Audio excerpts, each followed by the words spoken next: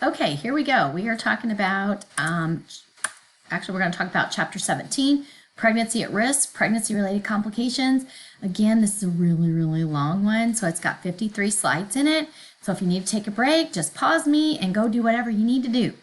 So, as far as an LPN in OB, LPNs don't really do a whole lot in OB at SAH where we are.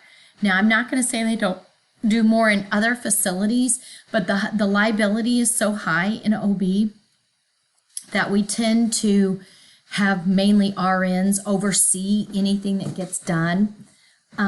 So we want the LPNs to know the basics, but they don't necessarily are going to do a lot of complications, but they do have to know what to do if a complication arises.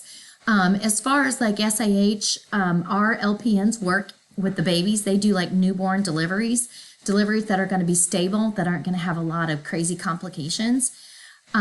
So with that being said, let's just go ahead and start with our complications. So our first one is going to be blood incompatibilities.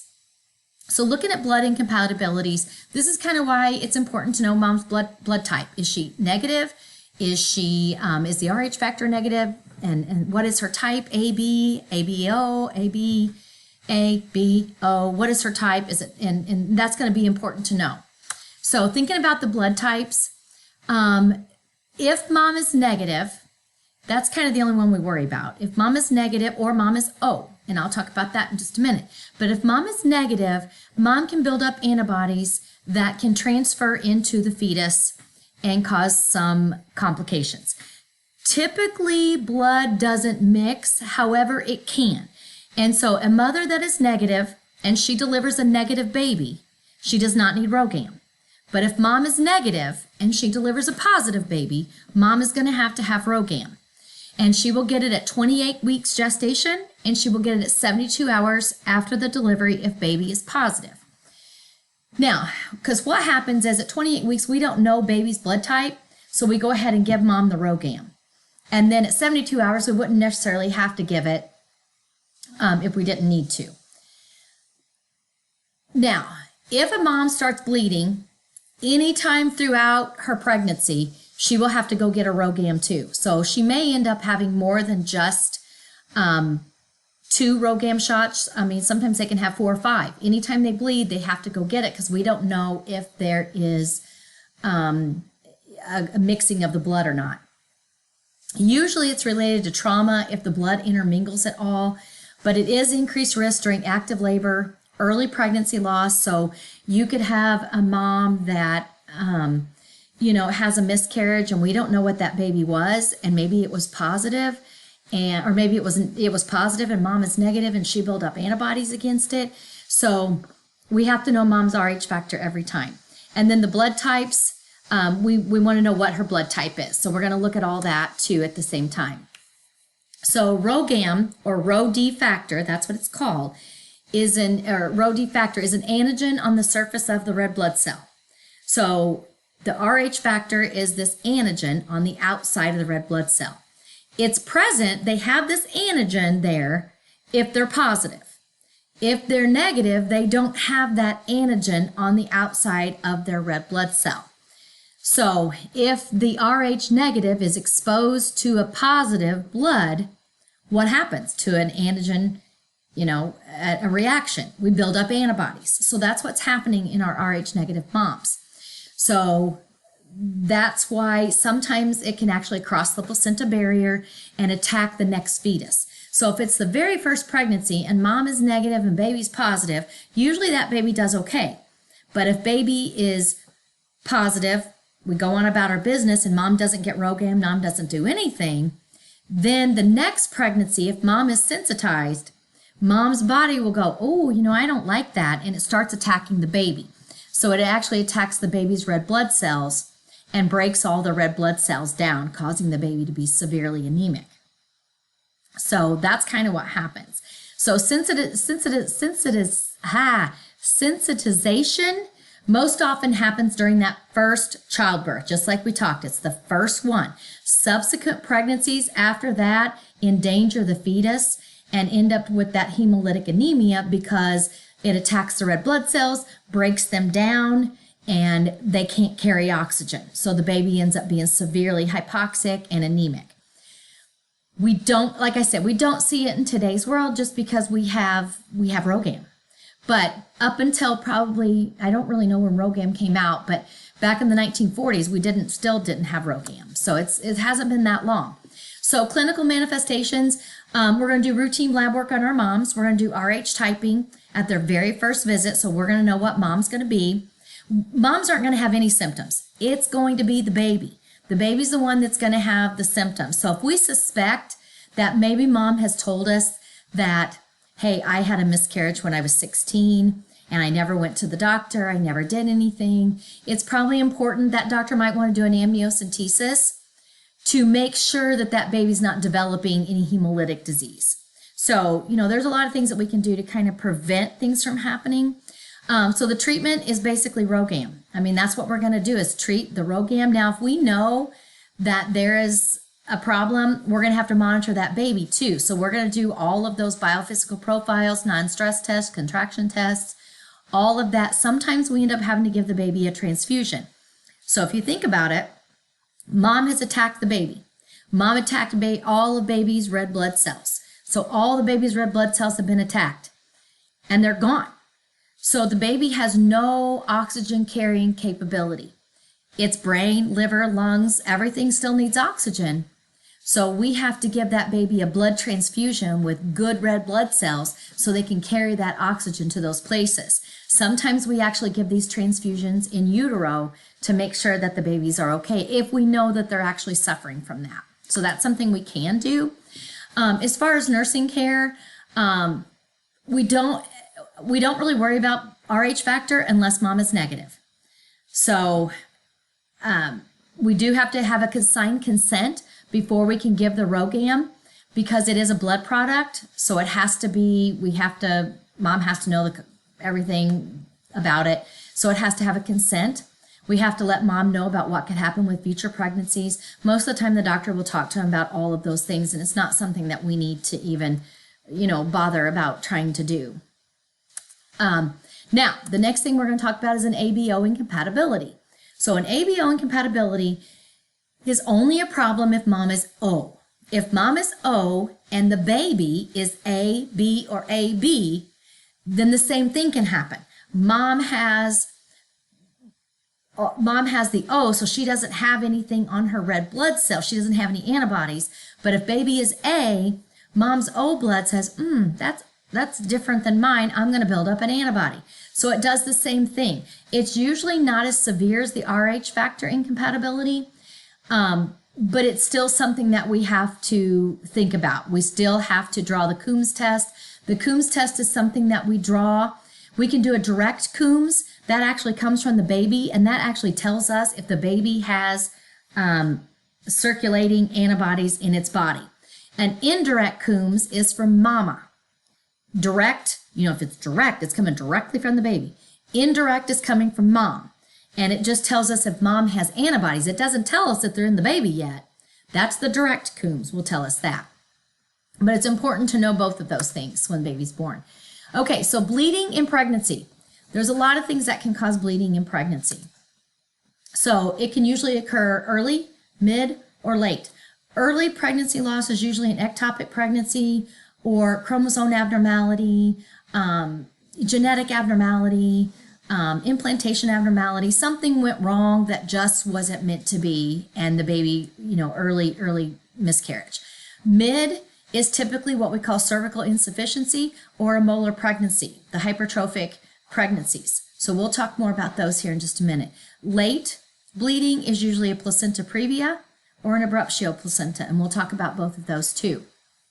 So as the RN or the LPN, you have to be alert to any symptoms or things that you're going to try to find in any of these times of their pregnancy. So when mom comes in and she's 12 weeks, that's going to be early. Mom comes in and she's 24, that's going to be mid. Late is going to be more your 36 and on types of time. So it just depends on what we're doing, but you have to really catch these, because what happens if we don't catch a bleed? Mom can go into hypovolemic shock. So we have to make sure we're catching those pretty quickly. We've kind of already talked about our ectopic pregnancies, but this is when the egg comes in and the egg implants. It can implant into the fallopian tube. It can implant in the cervix. It can actually implant outside here on like the intestines. So it can implant anywhere. It is the leading cause of maternal death in the first trimester, so it's important that you recognize that. So if you have a mom coming in with severe, lower quadrant pain on one side, I would be thinking, what's going on with this mom? So now, after you've had an ectopic pregnancy, depending on how bad that it is, sometimes what we can do is we try to save the tube. So we go in and we try to clean it out. Sometimes when we clean it out, it can cause adhesions or scarring, narrowing of the tube, inflammation, all kinds of things. So we have to be careful with that. Now, also, you can get scarring in your fallopian tubes if you've had endometriosis, if you've had pelvic inflammatory disease from any of the STDs. Any of that can cause that. If you've already had an ectopic pregnancy, sometimes that can do that. Sometimes you can have a malformation in your fallopian tubes where it's kind of kinked or crooked. That can cause that. Multiple elective abortions. So clinical manifestations, mom's usually going to have missed a period, and she's going to come in with pelvic pain, some vaginal spotting, and she's going to have all the presumptive signs of pregnancy. Now, late signs, mom's going to have shoulder pain because she's going to be bleeding out internally, hypovolemic shock, tachycardia, dizziness, all the bad things that we don't want to see. So that we want to catch it here in this early phase. So take every mom serious that comes in that says that she's got some abdominal pain. So diagnosis is not always apparent. A serum and urine test we can do, transvaginal, we can do the laparoscopic. We can determine where it's at, the location, what we got to do. So treatment, it's going to depend on where it's at. It's going to depend on what we're doing. Most of the time, if it's in the fallopian tube, it's going to be emergent. So we want to remove that damaged tube, or we got to control hemorrhage, especially if it's already ruptured. If it's non-emergent, sometimes it depends on that location. We can do laparoscopic and try to remove it. Sometimes we can give methotrexate. Methotrexate is a cancer drug that we can give, and what methotrexate does, it stops all cellular division. So if there's a baby in there and it's developing and it's growing, it's going to stop because methotrexate stops all cellular division. So it will stop that. The only thing with methotrexate, if they want to try to get pregnant again, I think you have to wait 6 months between methotrexate and trying to get pregnant again. So if mom has an ectopic pregnancy and mom is negative, you always have to make sure that you're giving her RhoGAM and you're checking her RH status. Nursing care. If you suspect it, if they're presenting with anything, make sure that is one of the first things that you're thinking about if they come in with abdominal pain. That's going to be really important. Obtain any necessary lab values. So we're going to do our beta HCG. We're going to do our RH factor testing. We're going to do a CBC. We're going to do cultures. Make sure we know what's going on with this mom.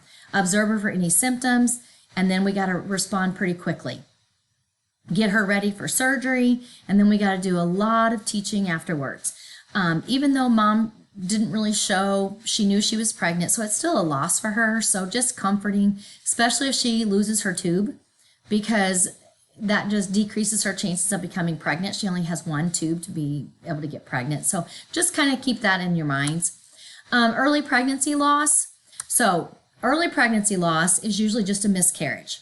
And it's a miscarriage before the baby can survive outside the womb. Now, risk factors that contribute to more pregnancy loss is moms older than 35. If they've had a history of a miscarriage, if they're a smoker, alcohol, substance abuse, if they've had like multiple children, sometimes that's a common thing to happen. Intimate partner violence, chronic maternal health problems. Maybe mom's a type 1 diabetic with hypertension. So there's different causes of early pregnancy loss. It can either be fetal, which is baby, maternal, or environmental, which we kind of tapped on just a little bit ago.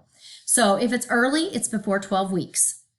Usually that is fetal. Something chromosomal, genetic, something is wrong with the baby. If it's later, between 12 and 20 weeks, it's usually maternal. So it's usually something that is wrong with mom. Something happened to mom to cause that to happen. Now, as far as environmental, it could be tetragens that mom's been exposed to. It could be intimate partner violence. It could be an infection. It could be, any of those things like that can cause that. Okay, so how's mom going to present? She's going to present with cramping. Maybe she's going to have a lot of bleeding. She might have abdominal pain. It might radiate to her back, buttocks, fever, chills. She might have everything.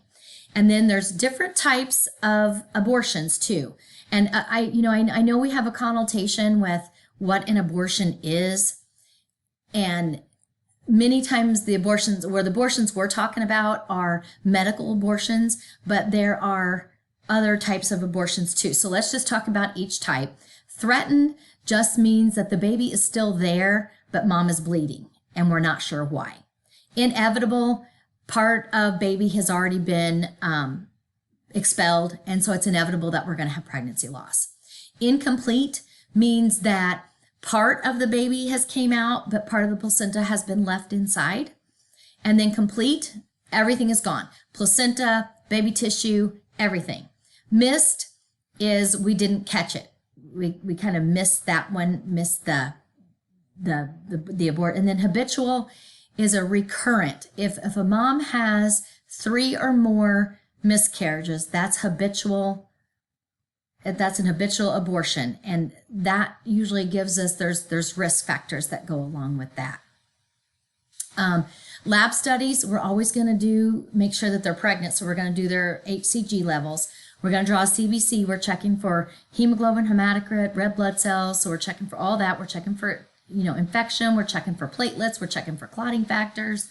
We're doing blood typing. Cross-matching, coagulation studies, because sometimes it could be something to do with coagulation. Maybe mom's got something else going on. And then we're going to look at an ultrasound to determine where and when baby was and what's going on. And if we don't get everything, then that's what we're going to talk about next. So it depends on the type of abortion that occurs. But really, there's no specific treatment for pregnancy loss. Basically, it's kind of like, let's wait and see, let's do supportive care, pelvic rest, and see how she does. Sometimes we'll give medications, but if it's a complete abortion, usually it's just supportive measures and tell mom, try again in 6 months. Make sure she has a few cycles and try again.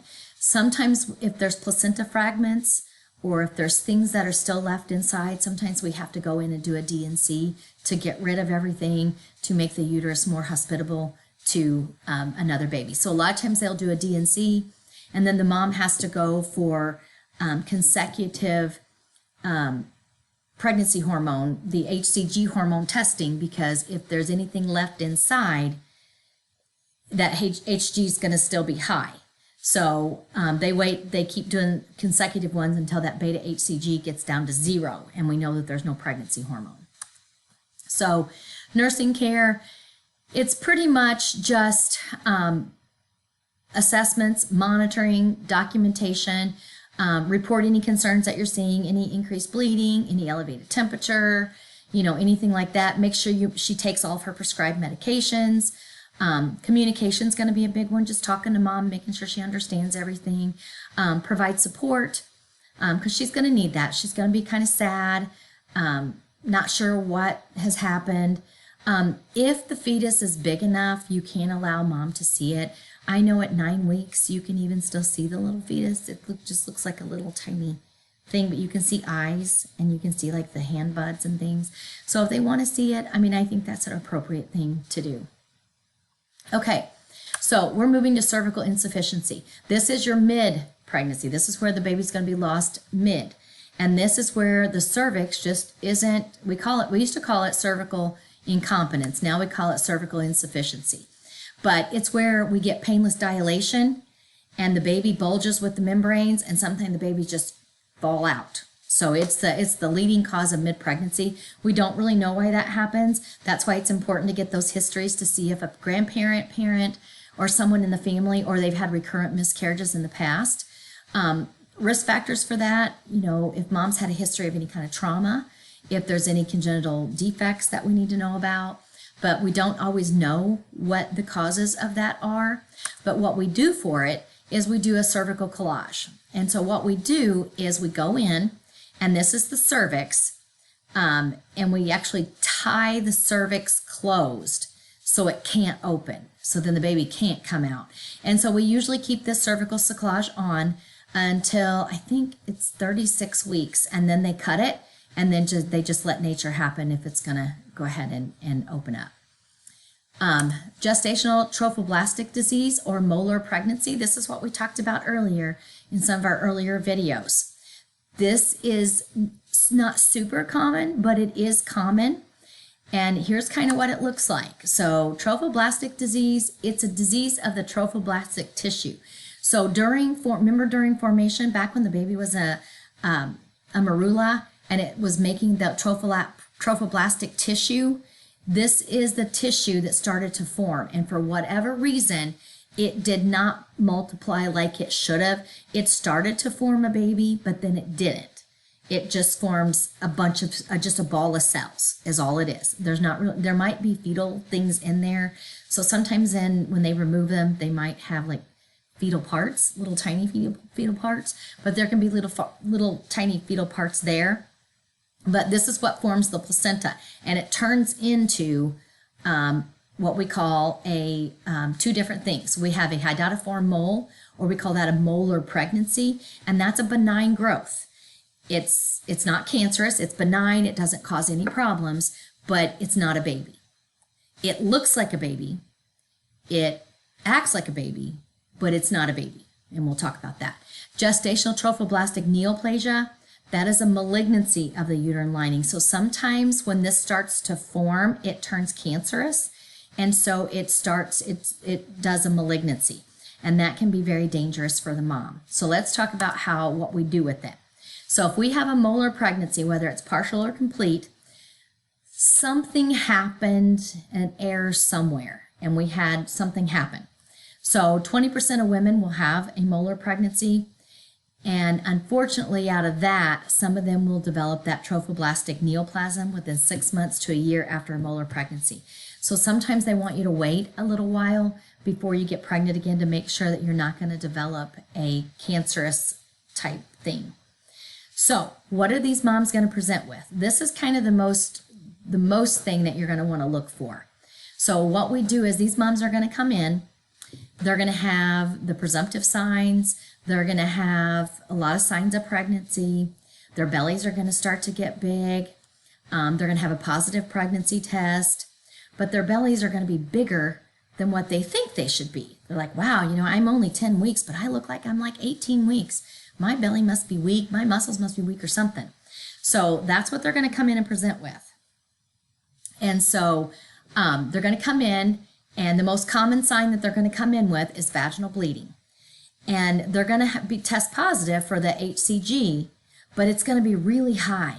So normal might be 100,000, but theirs will be 600,000. So it's like way higher than they think it should be. And a lot of these moms end up with hyperemesis gravidarum. So they're vomiting, throwing up. And so the doctor goes ahead and does an ultrasound. And it shows that there's no baby, there's just a mass of cells there. So that's kind of what they come in with. So they're going to come in with their typical stuff: a positive pregnancy test, increased uterine size, more than you would think, and they're going to come in with highly elevated HCG levels and hyperemesis gravidarum. So they're going to have several kind of things coming in thinking that they're pregnant, but they're not. So if this goes undetected and they don't go to the doctor, then the usually if they make it to their second trimester, they're going to have dark to bright red vaginal bleeding, pelvic pain. They're going to start passing like grape-like vesicles. The uterus is going to be really big. And so that's probably what they're going to present to the emergency room with. And they're going to still think they're pregnant, and the doctor's not going to be able to find fetal heart tones because there's no baby there. So he's going to get the ultrasound, he's going to come in, and he's going to look at the ultrasound, and there's not going to be any baby there. So that's kind of the hydatiform mole. Also, these moms, if they make it to the second trimester and they've not had any prenatal care, a lot of them will present with preeclampsia. So sometimes they will get preeclampsia with that. And so it's something that we just need to look for with that. Okay, so how do we treat it? medications, IV fluids, so stop the hemorrhaging, and they're going to have to go to surgery. They're going to have to evacuate the uterus and clean everything out. If mom is negative, she's going to have RhoGAM. She's going to have continuous follow-up for 1 year. So they want her to come in frequently to be monitored for that malignancy, and they don't want her to try to get pregnant for at least 6 months to a year after she's had a hydeniform mole, just to be sure that it doesn't turn into a malignancy.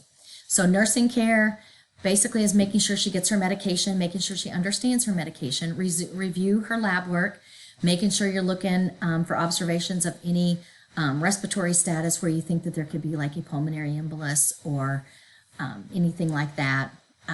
Sometimes they can get an amniotic embolus. We'll talk about those. Support, because mom really thought she was pregnant, thought she was going to have a baby, just to find out there's not a baby. So, and then she's got to wait now. So it's a lot. It's a lot of emotional roller coaster. Placenta problems. So what can go wrong with our placenta? Well, more than you think. So placenta problems, let's talk about placenta previa first. So placenta previa just means that your placenta did not adhere to the posterior part of your uterus. Because see how far down this placenta is? It's almost to the top of my cervix. We would have rather the placenta been attached behind this baby to the posterior uterus. This one is a complete. This baby will be a C-section because that baby cannot come through the placenta to be born. This baby will be maybe have to have a C-section, depends on how much starts happening there. This one could possibly have a vaginal delivery. So there's different forms of placenta previa. We don't really know what causes it, but we do know that there are some risk factors in mom that increase their risks. If she's had a history of elective abortions, probably more than one. If she's had multiple babies, if she's had a placenta previa before, if she's had a previous cesarean or a uterine incision, if she's a smoker. All of those kind of increase her risk for a placenta previa. There's different kinds. Remember, we look back at the pictures. There's total, partial, and marginal. So this is a total, partial, and marginal. And that's what we're going to look for those kinds of things. So clinical manifestations, how mom is going to present. She's going to come in with, this is big to know. She's going to come in with painless, bright red bleeding, no warning signs, no pain, nothing. Everything's going to look okay. Now, sometimes the bleeding can be severe if it's pulling away from that wall of that uterus when it's as the cervix is starting to open up. But it's usually painless, bright red, and no pain. So treatment. Well, if it's a complete, we're going to do an immediate cesarean section. So this is where we get concerned. We have moms walk in and not had any prenatal care, and they don't know where their placenta is. So if we can't get the bleeding to stop, we're going to have to do a cesarean section. They're probably going to be hospitalized. We're going to have to do the RhoGAM, make sure she's got all that. We're going to probably have to do all the good things for mom. Check her RH factor. If she's not going to deliver, we can watch her and we can watch baby, especially if she comes in like at 32 weeks with the placenta previa. We really wouldn't want to deliver that baby yet. So we'd probably still have to give her the RhoGAM because there's bleeding. But we might watch her and we might do stress tests on the baby. We might try to stop her labor to get a few more weeks out of the baby and get the lungs more mature. So that's kind of our treatment. So nursing care for this mom, good observation, watching mom very closely, maintain her IV access. We're going to be doing the kick counts, fetal heart rate, non-stress tests, biophysical profiles. And then postpartum care for this mom is pretty much the same as for anybody else. Watch for any kind of postpartum hemorrhage, infection.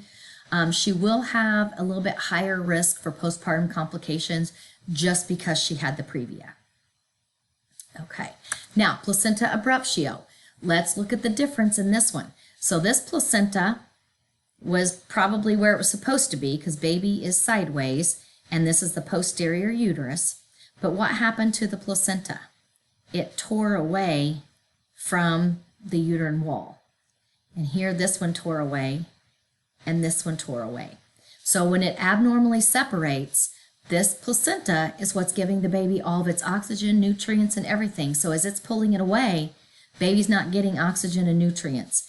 And mom can be hemorrhaging out behind here and we don't know it. So this one is very, very dangerous. This one usually can be from mom falling, blunt trauma, car accident, fall on the ice, intimate partner violence, anything like that can cause that.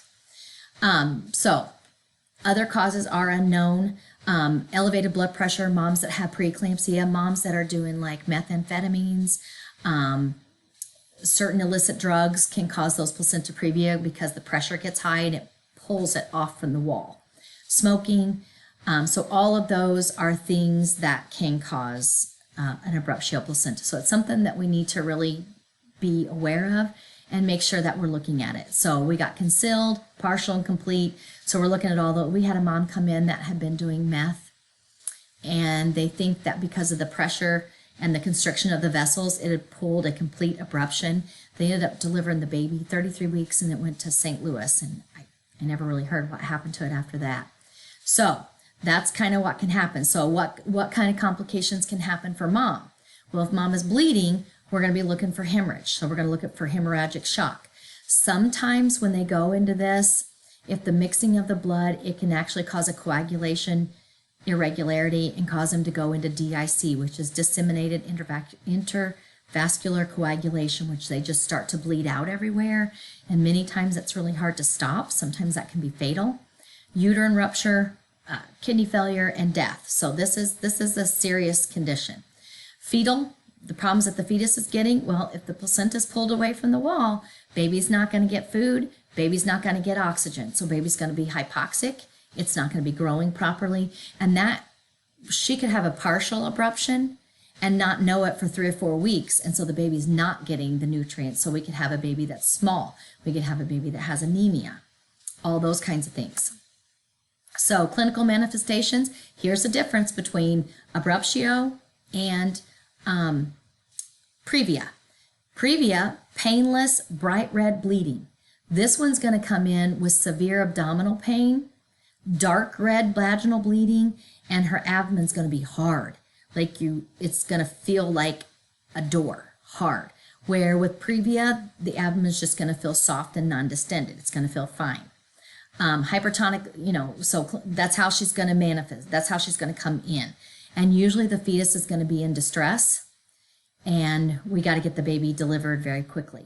So for mom, we're going to give her lots of IV fluids. We might have to give her blood transfusions, oxygen. So if mom comes in and we know she's got a complete abruption, we know she's bleeding from someplace, we're going to have to call the doctor, get IV access, start giving her blood transfusions, put oxygen on because she's losing blood. So we're going to give her oxygen, and it's going to be for a face mask because we're going to have to give her higher liters to get that increased percentage.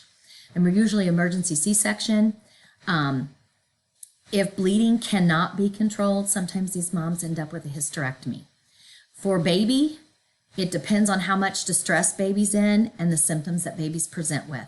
Sometimes if it's a complete abruption, usually fetal demise is not uncommon. So nursing care depends on our mom, careful monitoring. If we know she's got an abruption, we're going to have to watch her very closely, keep the blood pressure down, make sure that we're watching her for any signs of tachycardia, anything that there could be bleeding coming. Keep her NPO because they may end up having to do an emergency C-section. If it's a partial and baby seems to be doing okay, baby's tolerating everything, they may go ahead and give mom some steroids to try to mature baby's lungs and give it 48 hours and then deliver. Maybe we can get the lungs more mature. So nursing care is basically just going to be your assessment. Collect all your data, and then we're going to look at our diagnosis, our plan, and then implementation. Okay, the other types of previas that we can have. So we have the placenta previa, abruptio placenta.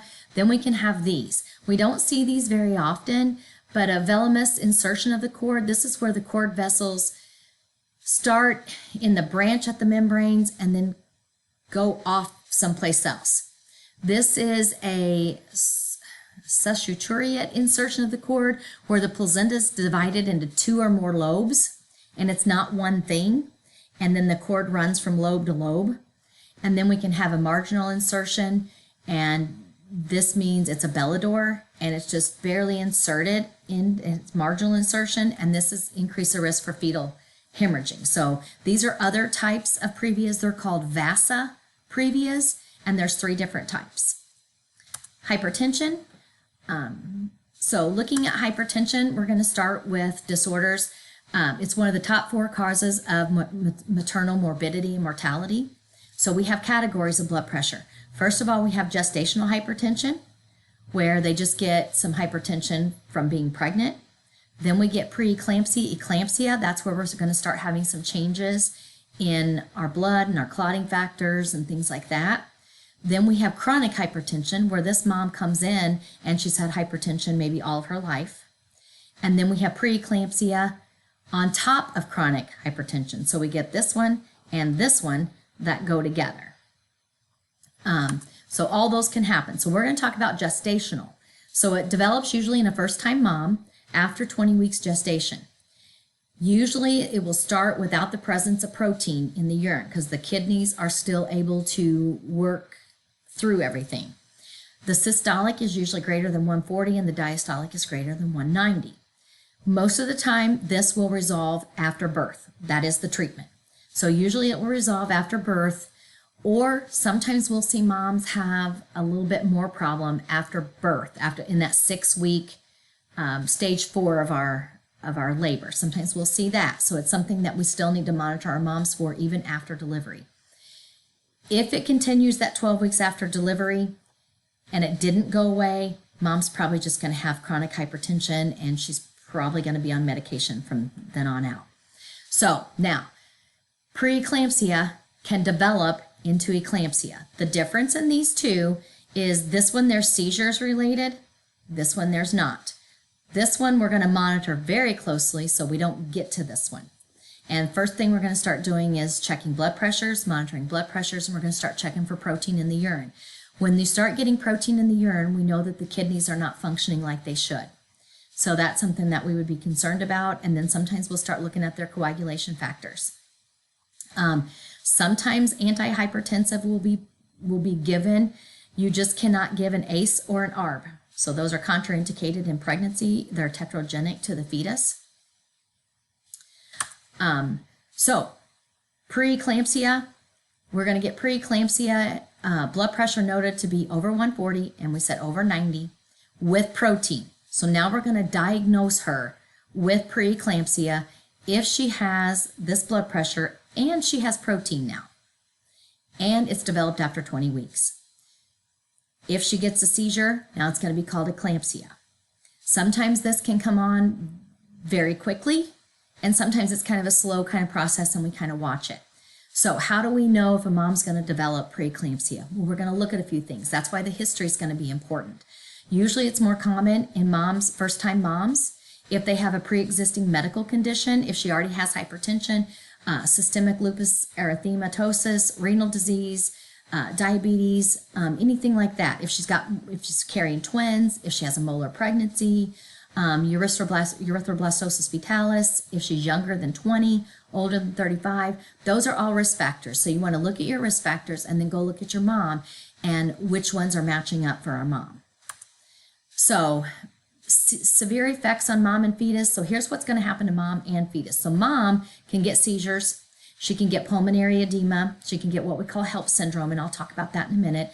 She can get thrombocytopenia. So if you break that word down, it just means that she doesn't have enough clotting factors, so she could start to bleed out. So it's something that we're going to really monitor very closely. For baby, since the blood pressure is so high, mom's kidneys aren't functioning, baby can get IUGR, intrauterine growth restriction, oligohydramnios, because baby might not be producing, they're not producing enough urine, and preterm delivery. If it gets bad, many times we end up with preterm delivery if mom ends up really bad with seizures. So it's a pretty severe thing to do. Moms get very, very sick. There's no preventative therapy as we know it. If a mom had preeclampsia with her other pregnancies, sometimes the doctors will recommend that they give them a low-dose aspirin the first trimester to prevent this. I'm not sure what the research is on that, or if there's, but they're seeing that moms that have gotten this, it has gotten better. So there's no diagnostic tests that are going to, that are going to predict whether a mom's going to get gestational hypertension, but careful monitoring, early detection is going to be our best bet in making sure these moms turn out good. So now what happens with this hypertension that causes so much trouble with baby? A lot of times when you get that hypertension, you got your vessel here, your vessels will spasm. When your arteries spasm, oxygen doesn't get through. So if you're spasming in the placenta, oxygen can't get through to the baby. So that's why your baby ends up with intrauterine growth restriction. So thinking about clinical manifestations, how's our mom going to present? What is she going to look like? She's going to come in with an elevated blood pressure. She's going to have protein in her urine. You're going to decide whether she's mild or severe based on the criteria that we have. She's going to have nervous system irritability. What I mean by that is her nervous system is going to be very, very irritable. So we're going to look at deep tendon reflexes and we're going to look at clonus. Deep tendon reflexes, when we touch the knee, they're going to, like her foot's going to go, wah, fly right up. Clonus, she may get those beats, 5 or 6 beats. The more beats she has, the more central nervous system that we're going to, irritability that we have, the more likelihood of seizures. So, we gotta monitor for that. They're going to have severe headache just because of that really high blood pressure. They're going to have blurred vision. She's probably going to have epigastric pain. She's going to have floaters. She's going to be sick at her stomach. She's going to have swelling in her hands and her face. Once she develops those seizures, now we got eclampsia. Now complications from that, obviously you can have aspiration from having your seizures. You can have cerebral hemorrhage, stroke, hepatic rupture, abruptio placenta because of the increased pressure, fetal compromise, death of mom and baby. So this was one of the causes of death back many years ago before we had any types of treatment. So just remember, even if mom delivers the baby, she still is at risk for developing complications of this. So we want to still continue to monitor. Now, I told you a minute ago about the HELP syndrome. So this is what the HELP syndrome is, and it's an acronym that we use for it, but it's different than preeclampsia eclampsia. Preeclampsia eclampsia is its own entity. Preeclampsia eclampsia HELP syndrome is different. This is a severe complication from preeclampsia eclampsia that can be fatal, and you have to deliver the baby. So the H stands for hemolysis. That means all your red blood cells are getting destroyed. They have elevated liver enzymes, so the liver is starting to shut down, and they have low platelet counts to the point that they're going to have spontaneous bleeding. So usually we only see this in severe preeclampsia. These moms are going to come in very, very, very, very sick. Sometimes we mistake it for something else, and they actually have HELP syndrome. But usually if it's severe HELP syndrome, if we do not deliver the baby, the mom can get very, very sick, and sometimes it's fatal. So how do we treat preeclampsia eclampsia? We're going to deliver the baby. So now, if you got a mom that comes in and she's early, like real early, she does not have HELP syndrome, but she's early, and she has preeclampsia, and she has +4 DTRs, and she's got 6 beats of clonus. Sometimes we're going to put them on magnesium sulfate. So what does MAG do? MAG decreases CNS irritability. So it decreases their neurological system from being so irritable. So we're going to do conservative treatment. We're going to put her on bed rest. We're going to have her monitor baby with those kick counts. We may do an amniocentesis to see where lung development is, and we may end up having to put her on some medications. So how do we prevent those seizures? Again, magnesium. Give her a quiet room. Try to keep the lights off. Don't do anything that's real stimulating to the central nervous system. Sometimes we have to induce labor and go ahead and deliver those babies. So the one thing that I do want to mention with magnesium, when you first start to give magnesium to a mom, make sure that you do let her know that she's probably going to have a burning and flushy sensation on her face and stuff once that magnesium starts. So just let them know about that. Hypertension medicine in pregnant moms is very controversial right now just because there's so many fetal complications that can happen with it, but we know they cannot have ACEs or ARBs because of the tetragenic effects. but we will give MAG. So magnesium is going to decrease that central nervous system. It's going to prevent those seizures. But the big thing about MAG is if we get too much MAG, we get MAG toxicity. So if we had really high DTRs, we give lots and lots of MAG. Now what are we going to see? We're going to see no DTRs. We're going to see no clonus, and it's going to depress our respiratory system. So we got to start looking at that respiratory system, and it can also affect our urinary output. So we're going to look at all of those things. So a therapeutic, we'd like, you don't need to know that, but we'd like it to be a therapeutic level. But if they start to get toxic, these are the things you're going to look for. You're going to look for the absence of your DTRs. Your urine output's going to go below 30 per hour. Your respirations are going to go below 12. If you get, this is the big one, if you get your respirations below 12 and your decreased level of consciousness, you're going to have to stop your MAG. And the way that what we can do, because if your magnesium gets too high, we can start getting cardiac dysrhythmias, and now we get into some fatal things. So there's a fine line between keeping them safe and getting too high. So if they become toxic, we're going to immediately stop that magnesium. We're going to give them calcium gluconate and monitor that respiratory status. Okay, so nursing care, again, we've talked a lot about just making sure you're monitoring their vital signs, lungs, weight, reassure mom, make sure everything's getting done, make sure she knows what signs to report to you, keep her on her left side, strict monitoring of her INO because we're watching that urinary function. You know, she's going to be kind of combined to bed rest, so she's going to have a lot of anxiety. So psychosocial needs is going to be pretty important. Now, if you get a mom, we've got MAG toxicity. Mom's respiratory rate is 10, and we have to immediately deliver the baby for whatever reason. What's baby going to have? Baby's also going to have MAG toxicity. So babies usually, if mom is on magnesium, the babies usually will go to special care nursery because they do have difficulty with breathing afterwards. Okay, so chronic hypertension. So this is a mom that had hypertension prior to coming in for pregnancy, and she has preeclampsia. So this was before birth. This was, the preeclampsia started after. What can happen to this mom? Well, because she's got the superimposed, she can have ventricular hypertrophy, which means that her left ventricle is probably going to get large because it's trying to pump and pump and pump against constriction. And she can develop heart failure. There can be, brain bleed, cerebrovascular accident because the pressure gets so high that it busts a vessel in the brain. Chronic renal damage because the pressure gets so high that it destroys a lot of the glomeruluses in the kidneys.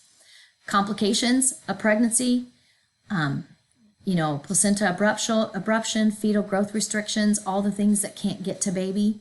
We're going to see those types of things happening.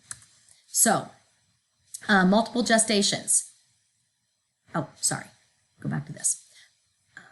So with mom that has chronic hypertension and preeclampsia, this is going to be, which we've kind of already talked about it, this is going to, present with the high blood pressure superimposed with her preeclampsia, but this mom is going to be way greater risks for these kinds of things. So we're going to have to really monitor for that. So as far as treatment, this would be the mom that we'd want to treat before she got pregnant to make sure we're watching it very closely. We might have to change her medications. We probably have to look at her diet, decrease her salt intake, decrease her hours at work to prevent stress. Exercise restrictions. It's the only time you're probably going to see exercise constrictions because we don't want to constrict those vessels anymore or stress the heart anymore. There may be, and if she's heavy or obese, we may even encourage weight loss during this time. I know we just said back along a little bit ago that we don't want them to diet. However, in this case, that may be something that they would ask. She's probably going to be seen much, much more than a mom that doesn't have these complications, and we're going to do fetal surveillance. Remember this, the fetal surveillance is going to be your KIT counts, non-stress tests, biophysical profiles, contraction tests, all those kinds of things to make sure our babies are okay. So multiple gestation. This is where mom's going to have more than one baby. So with multiple gestation, Twins is the most common. There can be more, but twins is the most common. We can either have identical or fraternal. Sometimes we can have what we call a twin-to-twin transfusion, where they share the same placenta, and the recipient receives more blood from the placenta than the sibling. So that can happen. It's called a twin-to-twin transfusion. And so the recipient gets an overload of their cardiovascular system. So they kind of get fluid volume overload, and they get lots and lots of red blood cells.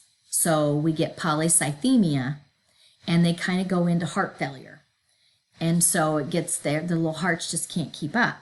Now, the other one doesn't get enough blood, and they have severe anemia and intrauterine growth restriction. Usually we catch this on ultrasound, and we can kind of try to treat it. So risk to mom. These moms that have this are at increased risk for hyperemesis gravidarum because the hormones have to get so much higher. Pyelonephritis, preterm labor because you got two babies growing. Placenta previa because the placentas have to have a place to implant. Preeclampsia, eclampsia, multiple gestations is just a problem that we end up having with twins. Postpartum hemorrhage and anemia. Now, babies' problems, they can be conjoined. They can have intrauterine growth restriction where they can't really grow like they need to. They can be born prematurely. They can have, umbilical cord prolapse. They can have umbilical cord nuchal cords, which means that it's wrapped around a couple times.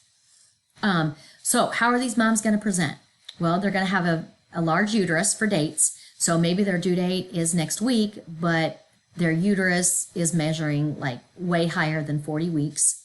They might have anemia, fatigue, severe nausea and vomiting, which is your hyperemesis gravidarum. So treatment, we're going to have a perinatologist probably come and look at them. We're going to put them on a diet. They're going to get multivitamins, iron supplements, rests, lots of checking with baby, lots of fetal surveillance. Now, at some point, the provider has to decide when it's appropriate to deliver the babies. We may try vaginally, but be prepared for a C-section. If the babies are breech, they're probably just going to do a C-section. If the babies are vertex, they may try to go ahead and do a C-section. It just kind of depends. I had a mom that had a vaginal one and then ended up with C-section with the second one. So she kind of got both. Not good. Nursing care, assist where you're needed. What do I need to do to make this mom comfortable, to help her along through this ride? So we're going to make sure that we're monitoring mom very closely. We're watching her blood pressure. We're watching her lab work. We're looking at her hemoglobin, hematocrit, looking for that anemia, giving her the medications that she needs, giving her what she needs for her hyperemesis gravidarum, doing a lot of comfort, pillows, supportive devices, anything that we can help for the growing uterus. And that is it.